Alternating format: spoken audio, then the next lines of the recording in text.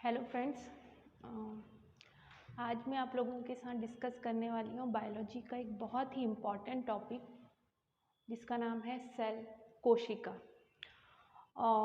बहुत important topic है हर exam के पॉइंट ऑफ व्यू से, चाहे वो वनडे एग्ज़ाम्स हो, चाहे मेंस, यूपीएससी, पीएससी हो, हर एग्ज़ाम्स में इनसे रिलेटेड क्वेश्चन पूछे जाते हैं। क्योंकि कोशिका हमारे शरीर, किसी भी जीव के शरीर की बहुत ही महत्वपूर्ण इकाई है, सेल्फ सफिशिएंट यूनिट है, अर्थात आत्मनिर्भर इकाई है। इसीलिए ये बहुत इम्पॉर्टेंट हो जाती है और इससे रिलेटेड क्वेश्चन पूछे ही जाते हैं। ठीक है, तो मैं स्टार्ट करती हूँ कोशिका से। बायोलॉजी का सबसे पहला टॉपिक है कोशिका। तो स्टार्ट करते हैं हम कोशिका के साथ। कोशिका या सेल। कोशिका की खोज की है रॉबर्ट हुक ने। सबसे पहले कोशिका को रॉबर्ट हुक ने माइक्रोस्कोप से देखा। इनिशियल लेवल पर जो माइक्रोस्कोप थे उनकी मैग्नीफिकेशन पावर उतनी अच्छी नहीं थी। उन्होंने जब कोशिका को पहली बार देखा तो वो उसका बहुत सटीक तरीके से अध्ययन नहीं कर पाए, इसीलिए उन्होंने सर्वप्रथम इसे अजीवित माना, नॉन लिविंग ऑर्गेनिज्म की तरह इसे माना। फिर उसके बाद एंटोनी वॉन ल्यूवेनहॉफ ने उसे ज़्यादा मैग्नीफिकेशन की माइक्रोस्कोप से इसका अध्ययन किया, डिटेल स्टडी की और पाया कि सेल में मूवमेंट होता है, अर्थात कि सेल यानी कोशिका एक जीवित चीज़ है, जीवित यूनिट है। ठीक है, इसके बाद श्वान व स्लाइडेन ने इसका अध्ययन किया और एक कोशा सिद्धांत, जिसे हम सेल थ्योरी कहते हैं, इसका प्रतिपादन किया। इसे हम सेल थ्योरी बोलेंगे, कोशिका सिद्धांत। कोशिका सिद्धांत के हिसाब से यह माना जाता है, अर्थात श्वान व स्लाइडेन ने यह बताया कि जो कोशिका है यह है हमारे शरीर की, अर्थात किसी भी जीव की, किसी भी लिविंग ऑर्गेनिज्म की मुख्य क्रियात्मक एवं संरचनात्मक इकाई होती है। Main functional and structural unit of living being. तो जीव की मुख्य क्रियात्मक एवं संरचनात्मक इकाई कोशिका होती है, यही कोशा सिद्धांत कहता है। इसके अलावा कोशा सिद्धांत यह भी बोलता है कि इसका केंद्रक जो होता है मुख्य अभिकर्ता होता है। ठीक है, इसके बाद हम कुछ फैक्ट की बात करते हैं, जैसे कि जिससे क्वेश्चन वनडे एग्जाम्स में पूछे जाते हैं कि सबसे बड़ी कोशिका कौन सी होती है। तो शुतुरमुर्ग का अंडा, एग ऑफ ऑस्ट्रिच को हम सबसे बड़ी कोशिका मानते हैं, जैसे कि हमें आपको मालूम होना चाहिए कि अंडा भी एक प्रकार की कोशिका है। ठीक है, ऐसे ही शुतुरमुर्ग का अंडा सबसे बड़ी कोशिका माना जाता है। सबसे छोटी कोशिका, स्मॉलेस्ट सेल, हम बोलेंगे माइकोप्लाज्मा, एक प्रकार का बैक्टीरिया है जिसे सबसे छोटी सेल यूनिट माना जाता है।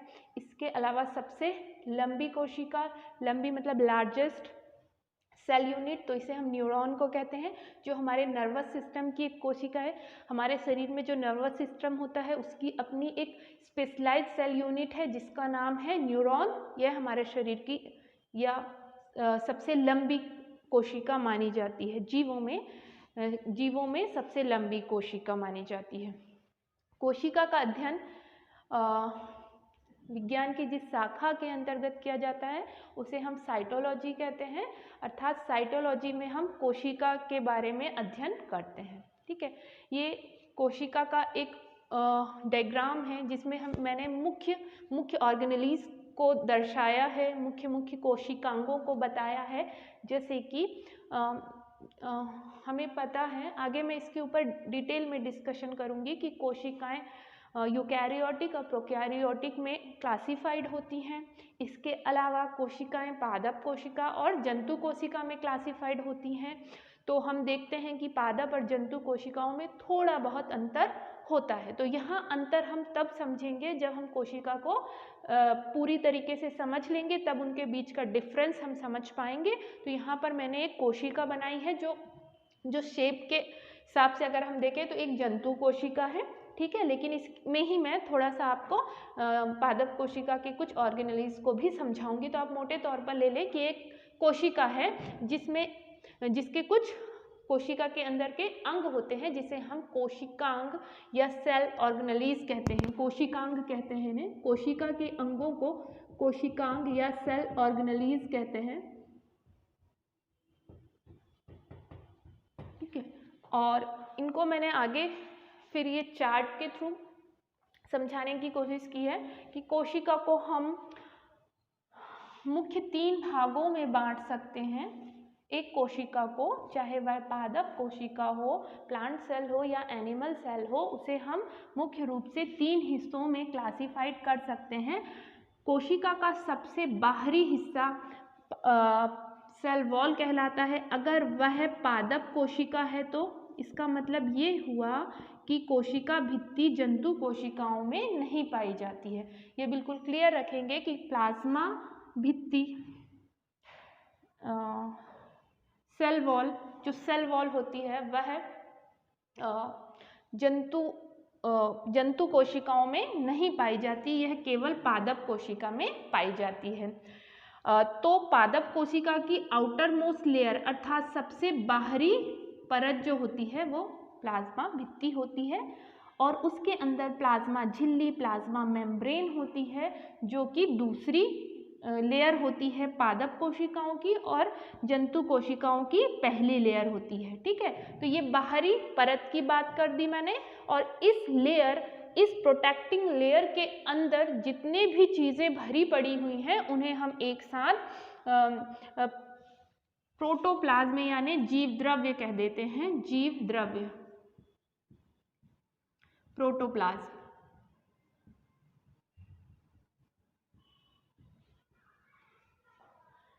जो प्लाज्मा झिल्ली या प्लाज्मा भित्ति की आउटर लेयर है उसके अंदर के सारी चीज़ों को एक साथ हम जीव द्रव्य कहते हैं, प्रोटोप्लाज्म कहते हैं।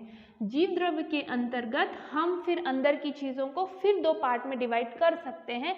एक होता है आपका केंद्रक, जो मैंने बीच में बनाया हूँ, गोलाकार घना एक केंद्रीकृत भाग होता है केंद्रक, उसको हम अलग रखते हैं क्योंकि अभी ही मैंने आपसे डिस्कस किया था कि केंद्रक कोशिका का मुख्य अभिकर्ता होता है, यानी ये अपने आप में एक बहुत इंपॉर्टेंट सेल ऑर्गेनेली है, तो इसको हम अलग रख कर पढ़ते हैं। इसके अलावा केंद्रक को छोड़कर rest of the portion, cell का बाकी का पूरा हिस्सा कोशिका द्रव्य साइटोप्लाज्म कहलाता है, और यह साइटोप्लाज्म के अंतर्गत कोशिका के अंदर के सारे अंग आते हैं।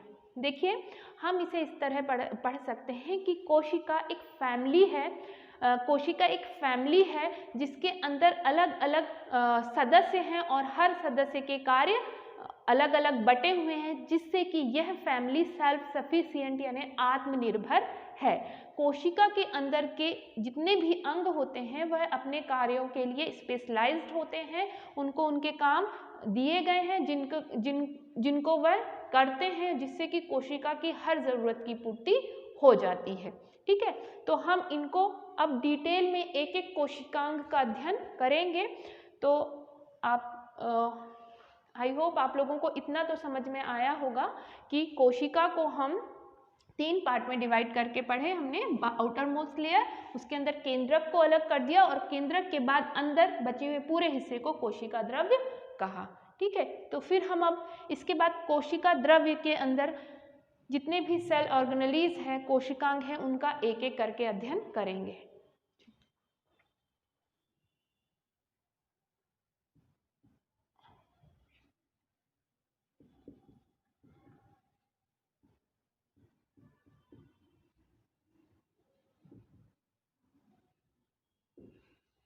कोशाभित्ति सेल वॉल।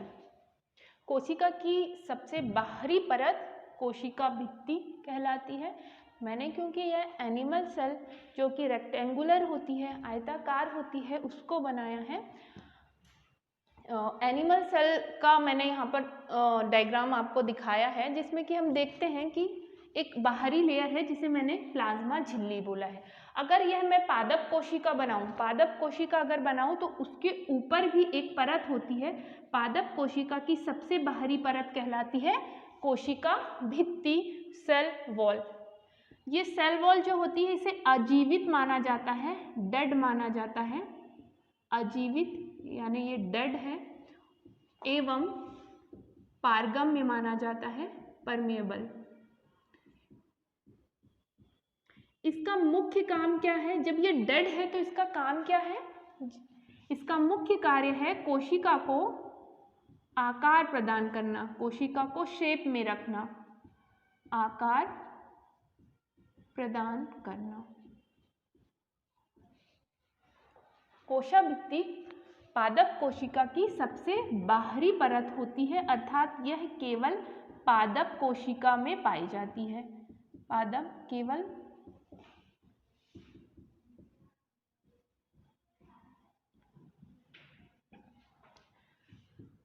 अर्थात कि कोशाभित्ति जंतु कोशिकाओं में नहीं मिलेगी।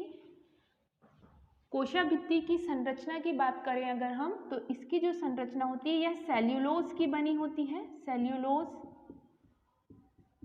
या लिग्निन, कुछ मात्रा में लिग्निन पाया जाता है इसमें।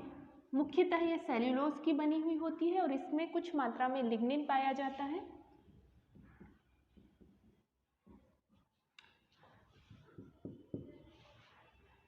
हमने बात की पादप कोशिका की, तो अगर हम देखें तो पादप कोशिका की जो आउटर मोस्ट लेयर है उसको मैंने सेल वॉल बोला है, सेल वॉल। तो जब दो पादप कोशिकाएं आपस में सटी हुई होंगी, दो पादप कोशिकाएं आपस में जब सटी हुई होती हैं तो उनके बीच में जैसे हम दो ईंटों को आपस में जोड़ते हैं ना, हम ईंटों से ही कंपेयर करते हैं, कोशिका को ईंटों से कंपेयर करते हैं कि जिस तरह मकान ईंटों से मिलकर बना हुआ होता है तो जीव का शरीर भी कोशिकाओं से मिलकर बना हुआ होता है। इसी क्रम में अगर हम देखें तो ये कोशिकाएं आपस में जब सटी हुई होती हैं तो यहाँ पर इनको जोड़ने के लिए एक स्तर होता है जिसे हम मध्य पटल बोलते हैं। मध्य पटल, मिडिल लैमेला, याद रखेंगे इसे हम, इम्पॉर्टेंट है। ये जो मिडिल लैमेला होता है यह एक सीमेंटिंग फैक्टर की तरह कार्य करता है, सीमेंट की तरह कार्य करता है। जैसे कि सीमेंट रेत गारा ईंट को जोड़ने का काम करता है ना, ऐसे मिडिल लैमेला दो सेल वॉल के बीच में होगा। जब सेल वॉल के बीच में होगा तो आप बिल्कुल इसे क्लियर कर लीजिएगा कि ये पादप कोशिका में पाया जाएगा। तो मध्य पटल जो बना हुआ होता है उसमें होते हैं कैल्शियम व मैग्नीशियम के पैक्टेट, जिसके कारण पादप कोशिका में कठोरपन होता है। आप ये भी बोल सकते हैं कि इनके ही कारण जो कच्चे फल होते हैं वो कच्चे फल कठोर होते हैं, कैल्शियम और मैग्नीशियम के पैक्टेट के कारण ही। लेकिन जब फल पक जाते हैं, जब फल पकते हैं तो ये मध्य पटल घुल जाता है, जिसके कारण अब फल कैसे हो जाते हैं? मुलायम हो जाते हैं। ठीक है, तो याद रखिएगा कैल्शियम और मैग्नीशियम के पैक्टेट के कारण ही कच्चे फल कठोर होते हैं और यह जो कहलाता है यह स्तर मध्य पटल या मिडिल लैमेला कहलाता है। तो ये बात क्लियर हुई। कोशाभित्ति के बारे में हमने क्या जाना? कोशाभित्ति एक अजीवित कोशिकांग है जो पारगम्य होता है, अर्थात इससे होकर बाह्य कोशिका से बाहर और अंदर चीज़ों का आना जाना होता है, स्मूथली होता है।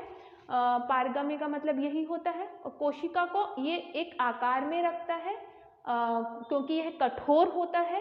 केवल पादप कोशिका में कोशिका भित्ति पाई जाती है, अर्थात कि जंतु कोशिका में यह नहीं पाई जाती।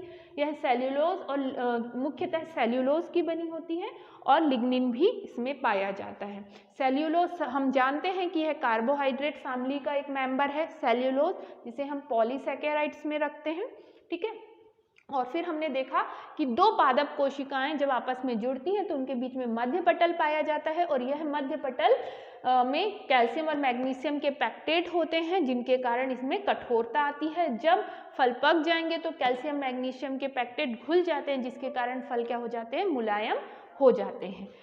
चलिए, कोशाभित्ति। अब अगर यह पादप कोशिका है तो इसकी सेकेंड लेयर आएगी आपकी प्लाज्मा झिल्ली। तो प्लाज्मा झिल्ली को देखते हैं हम।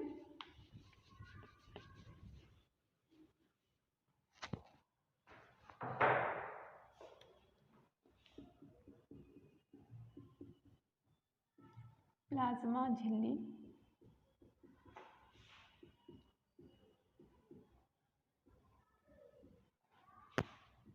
Plasma membrane.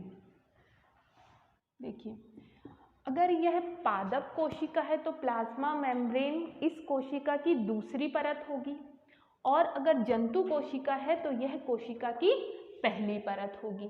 ठीक है, तो प्लाज्मा झिल्ली अगर हम देखें तो यह पादप कोशिका की दूसरी व जंतु कोशिका की पहली परत होती है, परत या लेयर होती है। तो हमें क्या समझ में आया कि प्लाज्मा झिल्ली जंतु व पादप दोनों कोशिकाओं में कॉमन होती है।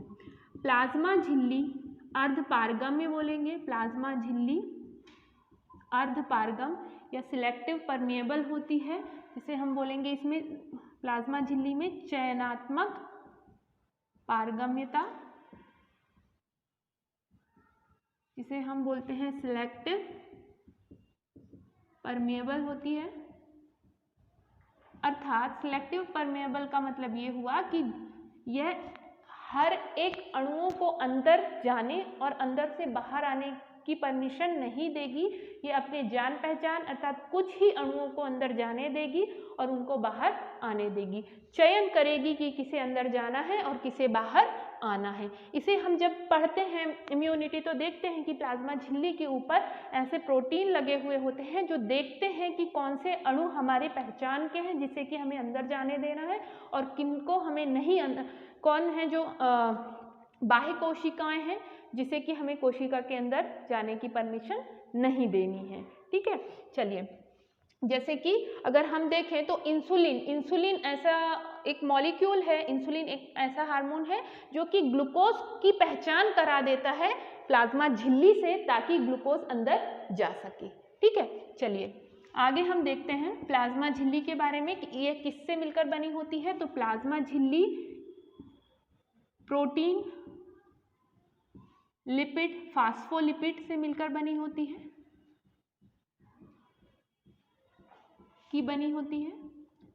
कुछ मात्रा में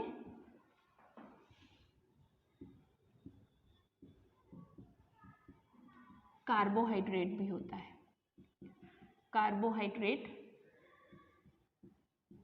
है, मतलब बेसिकली इसमें होता है प्रोटीन और फास्फोलिपिड। ये 3 लेयर्ड में होती है, प्रोटीन, फास्फोलिपिड, प्रोटीन ऐसी लेयर होती है और इसमें कुछ मात्रा में कार्बोहाइड्रेट भी होता है।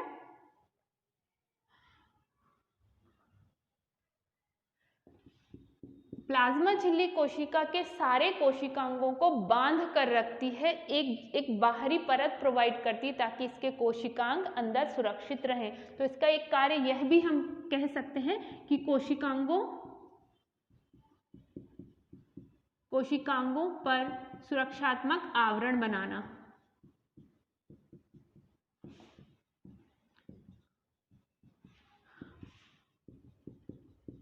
यह हमारी प्लाज्मा झिल्ली का कार्य होता है। ठीक है, तो चलिए प्लाज्मा झिल्ली हमने देखा कि यह जंतु कोशिकाओं की पहली परत व पादप कोशिकाओं की दूसरी परत होती है। प्लाज्मा झिल्ली अर्धपारगम्य होती है या इसमें चयनात्मक पारगम्यता होती है, सेलेक्टिव परमिएबल होती है, कुछ ही अणुओं को अंदर जाने देगी। इसके अलावा यह प्रोटीन, फास्फोलिपिड की बनी हुई होती है, कुछ मात्रा में कार्बोहाइड्रेट भी पाया जाता है। हमने बाहरी परत की बात कर ली, अब हम झिल्ली के अंदर कोशिका के महत्वपूर्ण अंगों की चर्चा करेंगे। तो आते हैं एक एक अंगों के ऊपर।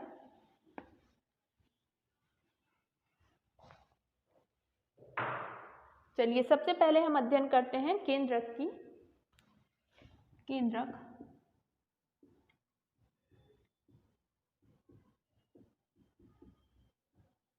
न्यूक्लियस। केंद्रक की खोज की है रॉबर्ट ब्राउन ने।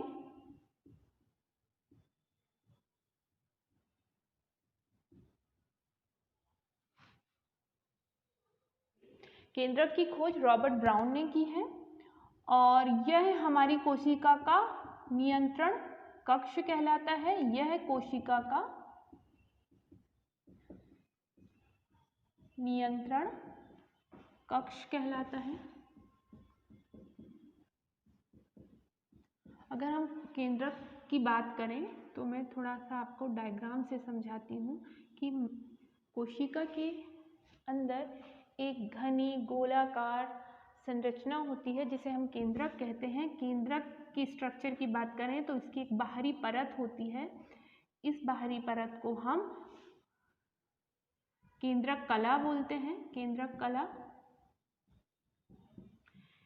ये केंद्रक कला इसलिए मैं आपको समझा रही हूँ क्योंकि जब हम प्रोकैरियोट्स और यूकैरियोट्स का अध्ययन करते हैं तो हम देखते हैं कि केंद्रक कला की अनुपस्थिति प्रोकैरियोट्स में होती है और उपस्थिति यूकैरियोट्स में होती है। अर्थात केंद्रक के अंदर के पूरे पदार्थ को एक झिल्ली बांध कर रखे उसे केंद्रक कला कहते हैं। यह यूकैरियोटिक अर्थात विकसित कोशिकाओं की विशेषता होती है। तो ये महत्वपूर्ण अंतर है प्रोकैरियोट्स और यूकैरियोट्स में कि प्रोकैरियोट्स में ये नहीं पाया जाता, यूकैरियोट्स में यह पाई जाती है केंद्रक कला।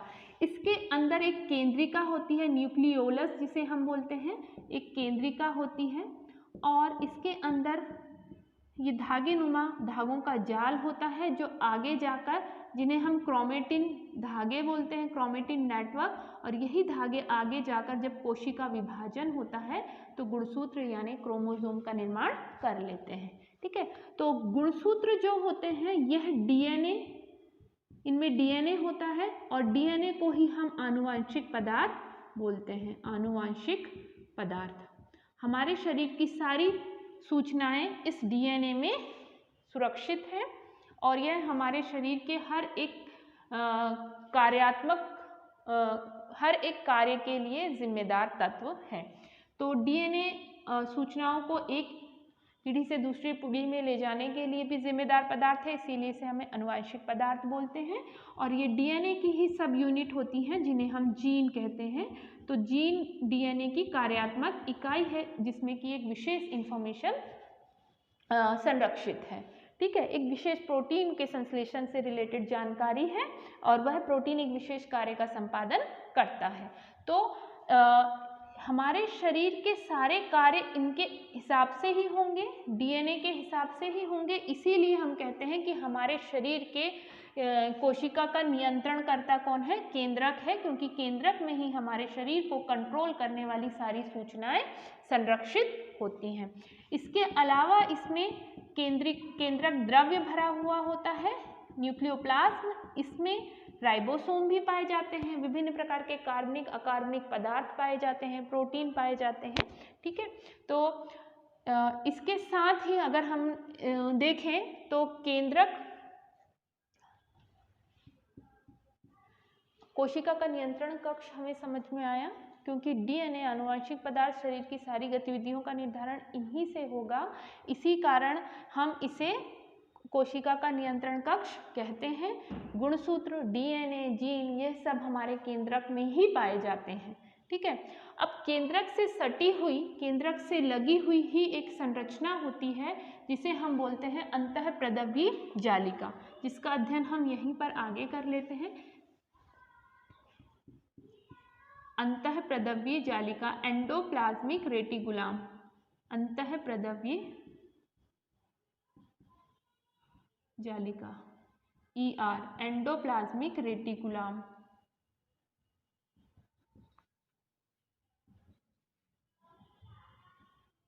देखिए, ये अंतःप्रदव्यी जालिका जो होती हैं यह केंद्रक से सटी हुई संरचना होती है। यह दो प्रकार की होती है। पहले तो इसकी खोज हम देख लें कि इसकी जो खोज की है पोर्टर ने की है, ER की खोज पोर्टर ने की है। फिर अगर हम देखें तो अंतःप्रदव्यी जालिका दो प्रकार की होती हैं। एक होती है खुरदुरी, खुरदुरी जिसे हम बोलते हैं रफ ER, खुरदुरी अंतःप्रदव्यी जालिका, शॉर्ट में मैं ER ही लिखूंगी। और दूसरी होती है स्मूथ यानी मुलायम, सपाट बोलेंगे हम, सपाट यानी स्मूथ ER। हम इसको इधर बना सकते हैं,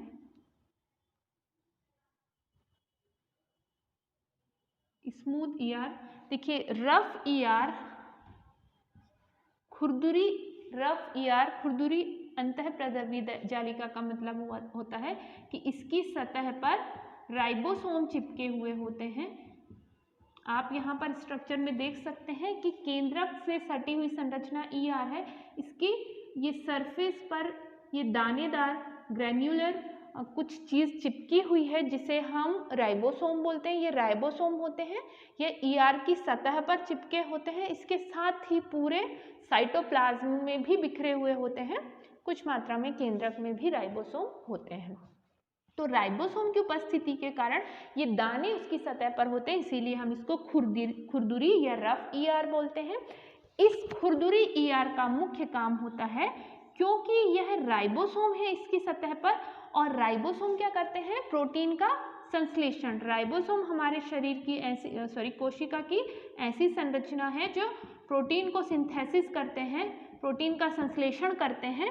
तो रफ ER प्रोटीन संश्लेषण में सहायक होते हैं। इसके अलावा स्मूथ ER, सपाट ER, यह भी बहुत इंपॉर्टेंट है क्योंकि यह लिपिड का संश्लेषण करते हैं, लिपिड का संश्लेषण करते हैं। इसके बाद हम देखेंगे कि ER के पास ही एक संरचना होती है, इसको मैं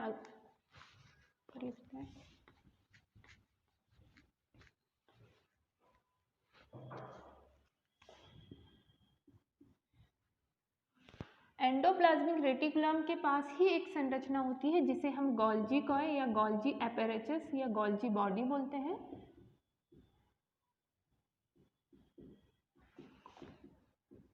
गोल्जी बॉडी या गोल्जी एपेरेचस कहते हैं। इसकी जो खोज की है वो की है कैमिलो गोल्जी ने, कैमिलो गोल्जी।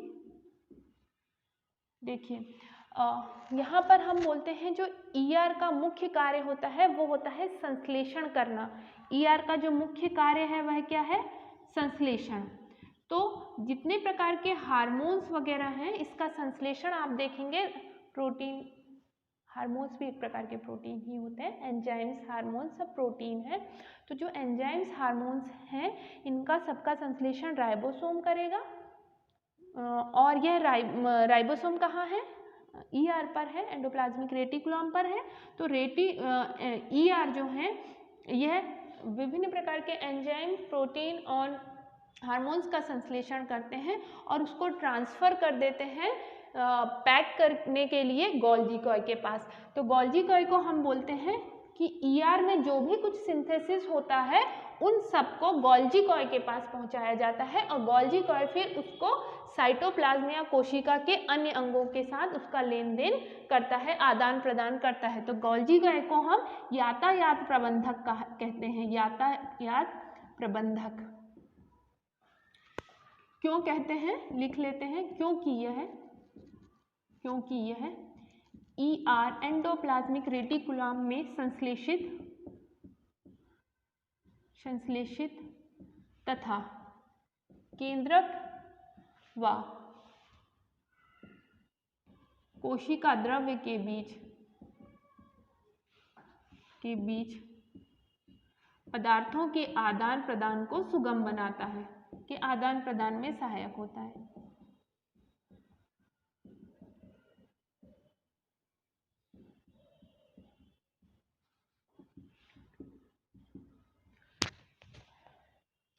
केंद्रक के अंदर भी जो चीजें होंगी वो कोशिका द्रव्य के संपर्क में गोल्जी कॉय के थ्रू, ER के थ्रू आती हैं।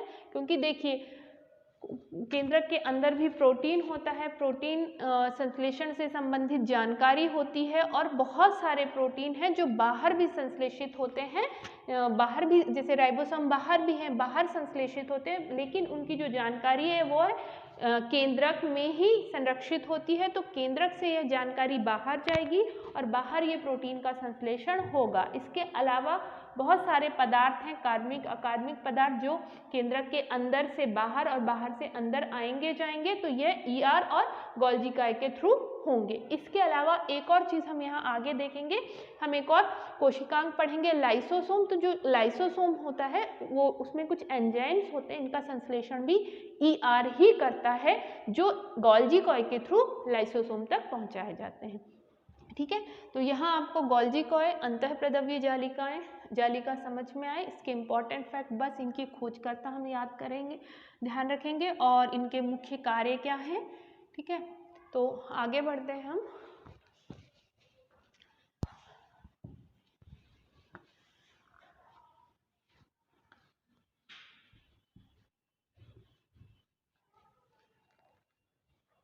चलिए नेक्स्ट देखते हैं हम राइबोसोम देख लेते हैं।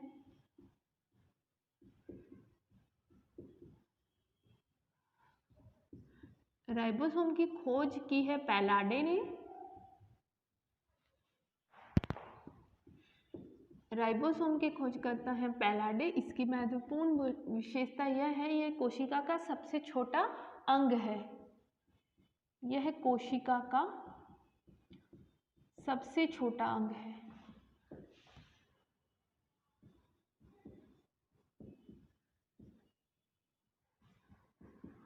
दाने के शेप में बिल्कुल छोटा अंग है कोशिका का, उसे हम राइबोसोम बोलते हैं। इसको एक और संज्ञा दी जाती है, प्रोटीन की फैक्ट्री कहा जाता है। इसे प्रोटीन की फैक्ट्री कहा जाता है, प्रोटीन की फैक्ट्री।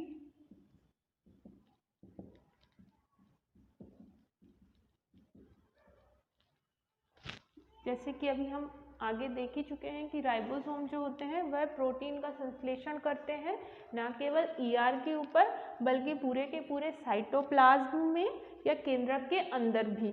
और ER दो प्रकार के होते हैं, इनको हम आगे क्लासिफाइड करते हैं कि यह दो प्रकार के होते हैं। एक होते हैं, इनके गुणांक के आधार पर इन्हें 70S और 80S में क्लासिफाइड करते हैं। 70S का मतलब हुआ, यह जो 70S प्रकार के राइबोसोम होते हैं यह प्रोकैरियोट्स में पाए जाते हैं, प्रोकैरियोटिक कोशिकाओं में पाए जाते हैं, कोशिका में पाए जाते हैं। और ये 80S प्रकार के यूकैरियोटिक कोशिकाओं में पाए जाते हैं। ये विकसित प्रकार के हैं कोश। चलिए लाइसोसोम को भी देख लेते हैं नेक्स्ट। राइबोसोम और नेक्स्ट है लाइसोसोम। तो इसकी खोज की है डी डुवे ने। लाइसोसोम ऐसे सेल ऑर्गेनेलीज हैं कि जो कोशिका के अंदर एक से अधिक संख्या में पाए जाते हैं। इन्हें हम कोशिका के सोसाइडल बैग कहते हैं। इसे कोशिका की आत्महत्या की थैली कहा जाता है, आत्महत्या की थैली, सुसाइडल बैग ऑफ सेल। क्यों कहा जाता है इसे हम देखते हैं। जैसे मैंने अभी आपसे डिस्कस किया कि जो हमारा ER होता है बहुत सारे एंजाइम्स हार्मोन्स का संश्लेषण करता है, और हमारा जो लाइसोसोम होता है ये एंजाइम्स हार्मोन्स को कंटेन करके रखता है, इकट्ठा करके रखता है। और इसके अंदर बहुत सारे एंजाइम्स पाए जाते हैं, और यह जो एंजाइम होते हैं एसिडिक इन नेचर होते हैं, एसिडिक नेचर के होते हैं, और इनका जो pH मान होता है वह बहुत कम होता है, अर्थात यह अम्लीय है और बहुत ज़्यादा अम्लीय होते हैं। इतने अम्लीय होते हैं कि यह इतने अम्लीय होते हैं कि यह अपने आप को भी नष्ट कर लेते हैं, या फिर इनके अंदर जो भी बैक्टीरिया, वायरसेस यानी जो भी फॉरेन सेल आती हैं इनको भी यह अपने अंदर लेकर उनको भी डाइजेस्ट कर लेते हैं। आत्महत्या की थैली को एक बार और समझते हैं। इसका मतलब ये हुआ कि जो इसके अंदर जो एंजाइम्स होते हैं ना, जब ऐसा लगता है कि यह लाइसोसोम डैमेज हो गया है या हमारी कोशिका में किसी किस्म का विकार पैदा हो जाता है और उसे लगता है कि अब वो जीवित नहीं रह सकती या फिर वो जीवित रहेगी तो हमारी अन्य कोशिकाओं को नुकसान पहुंचा सकती है, संक्रमित कर सकती है, तब लाइसोसोम फट जाता है और उसके अंदर के एंजाइम्स उस कोशिका को गला देते हैं, नष्ट कर देते हैं, इसीलिए हम इसे सुसाइडल बैग ऑफ सेल कहते हैं। विशेषता हमने देखा कि इसमें बहुत सारे एंजाइम्स हैं जो एसिटिक नेचर के होते हैं, अर्थात जिनकी पीएच वैल्यू बहुत कम होती है और यह अम्लीय होते हैं। एक चीज़ और याद रखेंगे कि लाइसोसोम के जो एंजाइम्स होते हैं वह उनका संश्लेषण ईआर में होता है। तो ये मैंने पहले भी बताया, अभी और लिख देती हूँ कि लाइसोसोम के एंजाइम का संश्लेषण एंडोप्लाज्मिक रेटिकुलम में होता है, ईआर में होता है। तो ये लाइसोसोम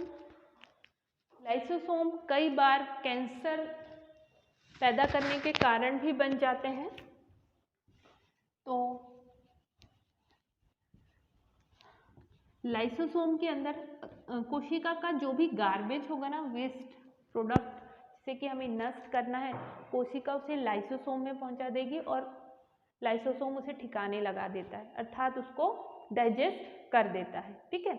लाइसोसोम की एक और विशेषता कि यह पादप कोशिका में नहीं होता, मैंने अभी नहीं बताया। पादप और जंतु कोशिकाओं में जब मैं अंतर बताऊंगी तो वहाँ मैं बता दूंगी कि कौन से कोशिका के अंग हैं जो केवल पादप में पाए जाते हैं, कौन से हैं जो केवल जंतु में पाए जाते हैं। ठीक है। तो लाइसोसोम जंतु कोशिका की विशेषता है, पादपों में यह सामान्यतः नहीं पाए जाते हैं। लाइसोसोम के बाद हम देखते हैं कुछ कोशिकांग की और चर्चा कर लेते हैं, जैसे कि तारककाय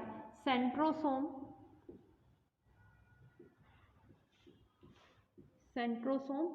इसकी खोज की है बोवेरी ने और इसका मेन काम जो है तारककाय का है कोशिका विभाजन को प्रारंभ करना। कोशिका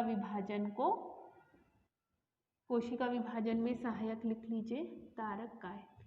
सेंट्रोसोम मुख्यतः जंतु कोशिकाओं की विशेषता है, जंतु कोशिकाओं में पाया जाता है। सेंट्रोसोम के बाद अगर हम देखें तो रिक्तिकाएं एक बस्ती हैं जो इम्पोर्टेंट है। रिक्तिकाएं, वैक्यूल्स जिन्हें बोलेंगे, स्पेलिंग देख लीजिएगा वैक्यूल की। रिक्तिकाएं, तो रिक्तिकाएं मुख्यतः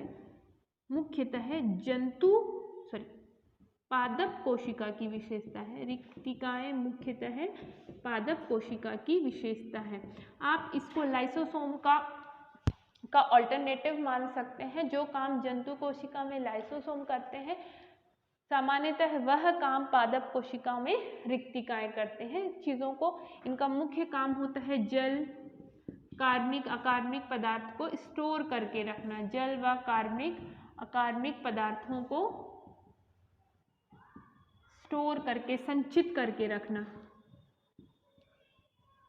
देखिए इसे आप समटाइम्स रिक्तिकाएं टोटल सेल का 90% एरिया को कैप्चर कर लेती हैं। जब कोशिकाएं जब बहुत बड़ी हो जाती हैं, मैच्योर हो जाती हैं कोशिका, तो कई बार रिक्तिकाएं इतनी बड़ी हो जाती हैं कि वह पूरी कोशिका का 80-90% पोर्शन को कैप्चर कर लेती हैं। तो यहाँ हम कोशिका का सबसे बड़ा कोशिकांग रिक्तिका को बोल सकते हैं पादप कोशिका में, जब वह इतने बड़े पोर्शन को कैप्चर कर ले। देखें अगर हम तो रिक्तिकाएं जंतु में भी पाई जाती हैं, लेकिन बहुत ही कम पाई जाती हैं। बहुत मतलब 1-2 संख्या में बहुत ही कम पाई जाएंगी और उनका आकार भी बहुत माइनर होता है। लेकिन यह पादप कोशिकाओं की मुख्य विशेषता होती है रिक्तिकाएं, जो जल, कार्बनिक, अकार्बनिक पदार्थों को अपने अंदर भर के रखती है और कोशिका के स्फीति दाब को बनाए रखती है। कोशिका के स्फीति दाब, टर्जिडिटी को बनाए रखती है, मतलब उसको एक शेप प्रोवाइड रखती है। इसके साथ कोशिका की ग्रोथ में भी सहायक होती है, अर्थात कोशिका के आकार को बढ़ाने में।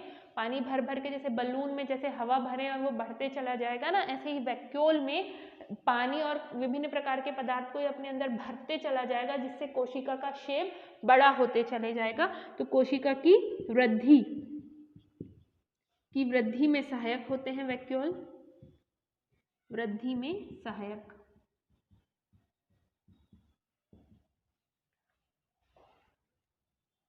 चलिए ये आपके कुछ छूट गया। हाँ, हमारी पादप कोशिका की एक महत्वपूर्ण विशेषता होती है प्लास्टिड, वो छूट गया, तो उसको भी यहाँ देख लेते हैं।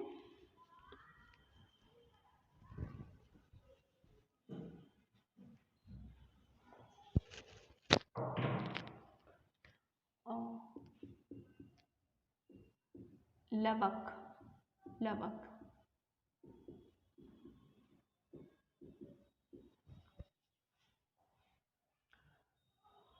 लवक, हरित लवक का नाम सभी ने सुना है। हरित लवक पौधों में बहुत इम्पॉर्टेंट एक सेल ऑर्गेनेली है जो कि फोटोसिंथेसिस, प्रकाश संश्लेषण के लिए सहायक होता है। तो वो उसी से जुड़ा हुई चीज़ है लवक, अर्थात हरित लवक इसी फैमिली का मेंबर है। लवक की खोज की थी हैकल ने, हैकल, और इसका नामकरण किया है, अर्थात इसका नामकरण जो लवक रखा है वो रखा है शिम्पर ने। शिम्पर नाम याद रखेंगे। चलिए, लवक क्या है, इनकी क्या विशेषता है? यह केवल पादप कोशिका में पाए जाते हैं, पादप कोशिका में पाए जाते हैं। ये लवक केवल और केवल पादप कोशिका में पाए जाएंगे, जंतु कोशिका में बिल्कुल नहीं पाए जाते हैं। ये मुख्य रूप से 3 प्रकार के होते हैं, वर्णी, आवर्णी, हरित लवक।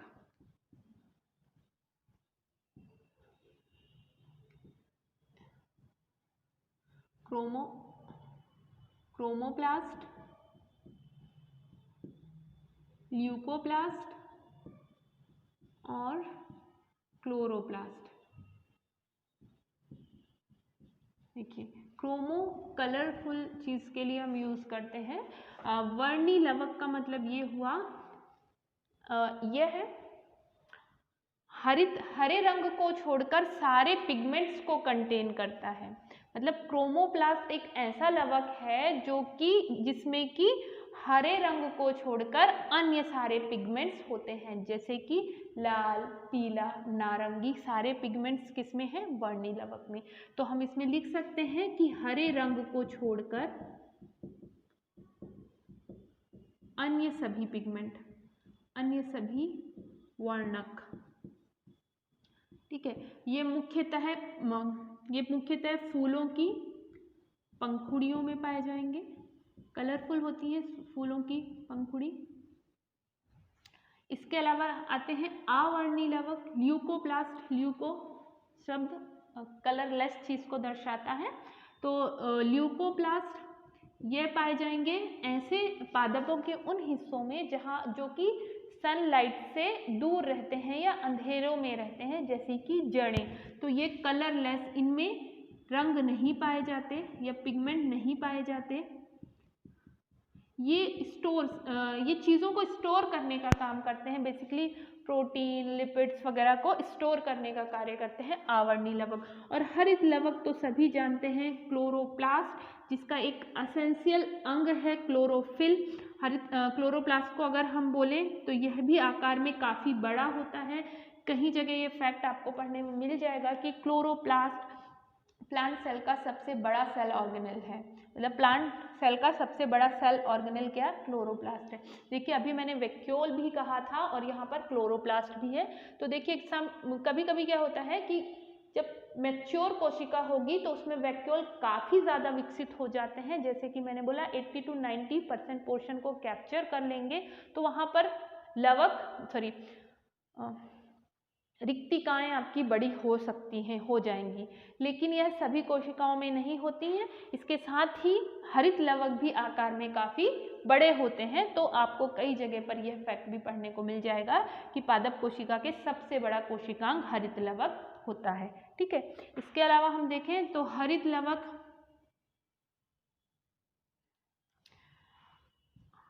लवक का एक क्लोरोफिल,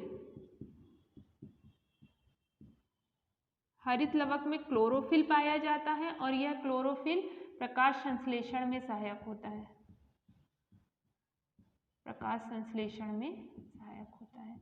अर्थात क्लोरोफिल जो होता है वह सूर्य के प्रकाश को रासायनिक ऊर्जा में ट्रांसफर करने की क्षमता रखता है। और हरित लवक की जो संरचना होती है उसका डिटेल अध्ययन जब हम प्रकाश संश्लेषण पढ़ेंगे तब करेंगे कि हरित लवक में ग्रैना जो संरचना होती है उसमें क्लोरोफिल पाया जाएगा जो कि सूर्य के प्रकाश को कैप्चर करेगा और उसको आपकी रासायनिक ऊर्जा में कन्वर्ट कर देता है। इसके अलावा कुछ छूट गया है, माइटोकॉन्ड्रिया छूट गया है, माइटोकॉन्ड्रिया का अध्ययन छूट गया है। ये माइटोकॉन्ड्रिया है, बहुत इंपॉर्टेंट सेल ऑर्गन है। देखिए यहाँ पर लवक जो होते हैं और माइटोकॉन्ड्रिया, यह दोनों डबल लेयर्ड स्ट्रक्चर हैं और इन दोनों को प्रोकैरियोट सेल्स माना जाता है। ये एक फैक्ट भी याद रखिएगा, प्रोकैरियोटिक सेल। अर्थात इन्हें ये माना जाता है कि जब विकास के क्रम में यह सेल्स जो थी प्रोकैरियोटिक सेल्स थी, हरित लवक और माइटोकॉन्ड्रिया, और यह इनको आपकी यूकैरियोटिक सेल ने अवशोषित कर लिया, जिसके अंदर अब हम इनको सेल इन सेल पढ़ते हैं, अर्थात कि यूकैरियोटिक सेल के अंदर 2 प्रोकैरियोटिक कोशिकाएं हैं। ठीक है, तो माइटोकॉन्ड्रिया को देख लेते हैं आगे हम। माइटोकॉन्ड्रिया बहुत इम्पॉर्टेंट सेल यूनिट है, सेल ऑर्गेनेली है, बहुत इम्पॉर्टेंट है माइटोकॉन्ड्रिया। इसकी खोज जो की है कॉलिकर ने की है और नामकरण बेंडा ने किया है। तो इसमें नाम ऑल्टमैन और बेंडा दोनों का आता है, वह बेंडा। तो याद रखिएगा, सबसे पहले तो हम कॉलिकर लेंगे। खोज किसने की है? कॉलिकर ने, और नामकरण ऑल्टमैन बेंडा। आप इनमें से जो भी ऑप्शन में है उसे राइट कर दीजिएगा। तो माइटोकॉन्ड्रिया की चर्चा करते हैं। जो मैंने दिखाया आपको, कोशिका के अंदर ये डबल लेयर्ड स्ट्रक्चर द्विस्तरीय एक कोशिकांग है माइटोकॉन्ड्रिया। जैसे कि आप देखेंगे कि बाहरी परत है और अंदरूनी परत अंदर की तरफ फोल्ड होते चली गई है, अंदर की तरफ फोल्ड होते गई है। ठीक है, इसे हम माइटोकॉन्ड्रिया को पावर हाउस ऑफ सेल कहते हैं। इसकी विशेषताएं देख लें। इसे हम कोशिका का पावर हाउस कहते हैं, पावर हाउस कहते हैं। क्यों कहते हैं पावर हाउस? जैसे पावर हाउस में हम इलेक्ट्रिसिटी जनरेट होती है, उसी तरह हम देखें तो हमारी कोशिका के अंदर माइटोकॉन्ड्रिया है, जहाँ पर कोशिका में ऑक्सीश्वसन होता है, जिसके फलस्वरूप ऑक्सीश्वसन के फलस्वरूप एटीपी की फॉर्म में एनर्जी रिलीज होती है। अर्थात कोशिका के अंदर अगर हम देखें, ऑक्सीश्वसन जो श्वसन की प्रोसेस है, सेल्यूलर रेस्पिरेशन, कोशिकीय श्वसन की जो प्रक्रिया, उसमें देखें कि साइटोप्लाज्म में जब ग्लूकोज आता है तो उसका थोड़ा सा दहन होता है ऑक्सीजन की अनुपस्थिति में। इस प्रोसेस को हम ग्लाइकोलिसिस बोलते हैं, ग्लूकोज का दहन। लेकिन उसमें बहुत कम एनर्जी प्रोड्यूस होती है, हमें 2 ATP एनर्जी मिलती है और 2 पायरुविक अम्ल के अणु बन जाते हैं। ठीक है, तो ये ग्लाइकोलिसिस की जो प्रोसेस है, ग्लाइकोलिसिस, ये हम याद रखेंगे, ये भी इम्पॉर्टेंट है। ये होता है आपका साइटोप्लाज्म यानी कि कोशिका द्रव्य में। और इसके बाद जो सेकंड चरण होता है वो कहलाता है क्रेब्स चक्र। कोशिकीय श्वसन का जो दूसरा चरण है उसे क्रेब्स चक्र बोलते हैं। यह हमारे माइटोकॉन्ड्रिया में होता है। इससे काफ़ी क्वेश्चन पूछे जाते हैं माइटोकॉन्ड्रिया। तो कोशिकीय श्वसन का जो क्रेब्स चक्र है वह कहाँ संपन्न होगा? माइटोकॉन्ड्रिया में, और इसमें ग्लूकोज के दहन से लगभग 36 ATP यानी मुख्य रूप से जो एनर्जी मिल रही है वो माइटोकॉन्ड्रिया में ही बन रही है। तो 36 ATP एनर्जी प्रोड्यूस होती है, इसीलिए इसे कोशिका का पावर हाउस कहते हैं। ठीक है, इसके अलावा माइटोकॉन्ड्रिया की क्या विशेषता है, जिसे मैंने अभी चर्चा की थी कि माइटोकॉन्ड्रिया हुआ या लवक हुआ, इसे सेल इन सेल बोलते हैं। कोशिका के अंदर एक इंडिविजुअल कोशिका। देखिए, अगर हम देखें तो जो हरित लवक होता है, इसके अंदर क्षमता होती है कि यह सूर्य के प्रकाश को रासायनिक ऊर्जा में बदल देता है। मतलब ग्लूकोज का फॉर्मेशन करने की क्षमता होती है, ग्लूकोज बनाने की क्षमता होती है हरित लवक में। दूसरा, अगर हम माइटोकॉन्ड्रिया की चर्चा करें तो यह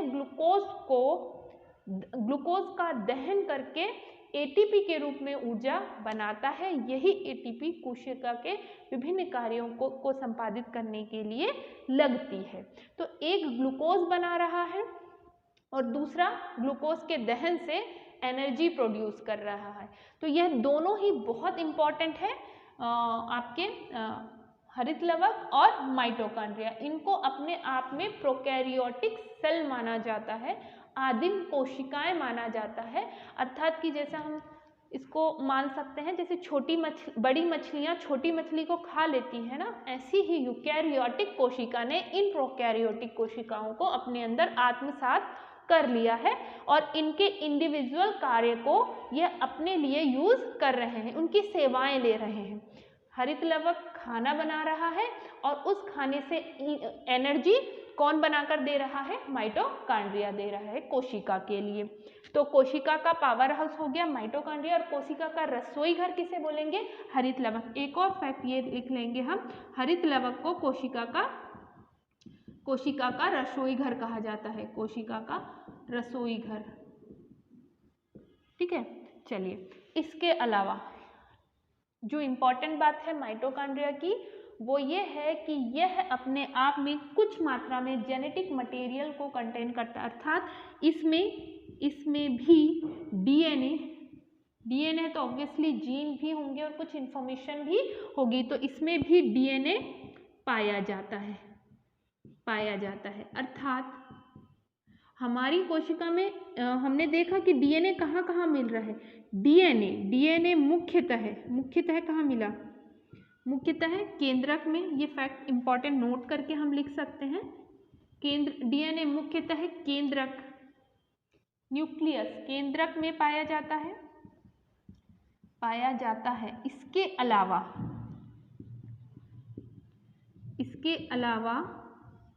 कुछ मात्रा में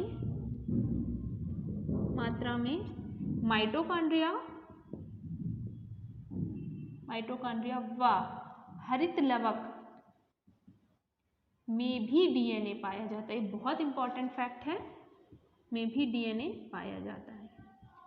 मतलब इनकी अपना एक जेनेटिक मटेरियल है, भले ही वो डबल स्ट्रैंडेड डेवलप्ड फॉर्म में ना हो, सर्कुलर वे में पाया जाता है, लेकिन कुछ मात्रा में डीएनए माइटोकॉन्ड्रिया में भी होता है। इसी को जब हम बायोटेक पढ़ते हैं तो मैटरनल इफेक्ट के अंतर्गत देखते हैं ना कि माताओं का प्रभाव बच्चों पर ज़्यादा होता है, जिसका कारण माइटोकॉन्ड्रियल डीएनए का, एक्स्ट्रा माइटोकॉन्ड्रियल डीएनए का मिलने का भी होता है। और 3 पैरेंट बेबी, इसमें भी हम देखते हैं कि 3 पैरेंट बेबी में कैसे माइटोकॉन्ड्रियल डीएनए के कारण एक अलग प्रभाव होता है। ठीक है, बायोटेक में इसका अध्ययन करते हैं हम। तो ये हमने कुछ इम्पॉर्टेंट सेल ऑर्गेनेल्स की चर्चा की, जो सारे ही इम्पॉर्टेंट हैं और इनसे एग्जाम्स में क्वेश्चन बने हैं और आगे भी बनेंगे, तो ये सारे इम्पॉर्टेंट है। फिर मिलते हैं नेक्स्ट टॉपिक के साथ, जिसमें हम यूकैरियोटिक और प्रोकैरियोटिक कोशिकाओं में अंतर, पादप व जंतु कोशिकाओं में अंतर का अध्ययन करेंगे। ओके।